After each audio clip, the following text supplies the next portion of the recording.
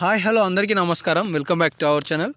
మొత్తానికి తెలంగాణ రాష్ట్రంలో చాలా నెలల నుండి ఎదురు చూస్తున్న ఆసరా పెన్షన్కి సంబంధించి సీఎం రేవంత్ రెడ్డి గారు ఒక గుడ్ న్యూస్ అప్డేట్ని అయితే తెలియజేశారు. ఆసరా పెన్షన్లు గుడ్ న్యూస్ అంటున్నానా అని చెప్పేసి చాలామంది అనుకోవచ్చు.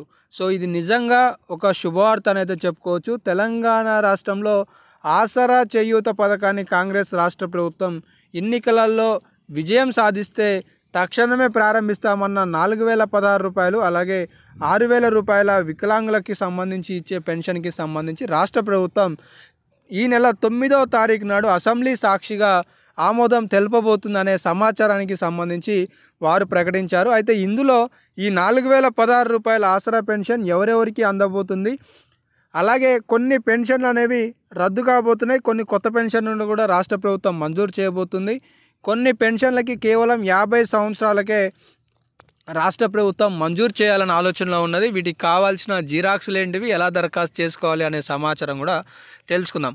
మొత్తానికి ఈ వీడియోలో కొత్త ఆసరా పెన్షన్ 4016 6016 రూపాయలు రాష్ట్ర ప్రభుత్వం ఎప్పుడు అందించబోతుంది, సో దీనికి సంబంధించిన విషయాల గురించి మనం తెలుసుకుందాం.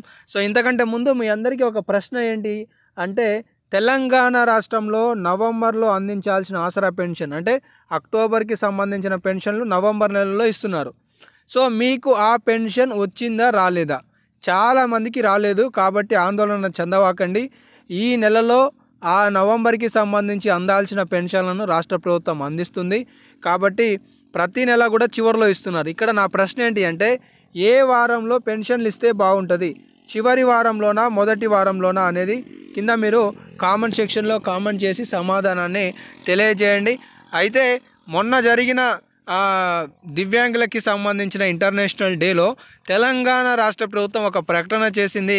త్వరలో దివ్యాంగుల పెన్షన్ పెంపు చేయబోతున్న మంత్రి సీతక్క అని చెప్పేసి మీరు స్టేట్మెంట్ చూసుకోవచ్చు.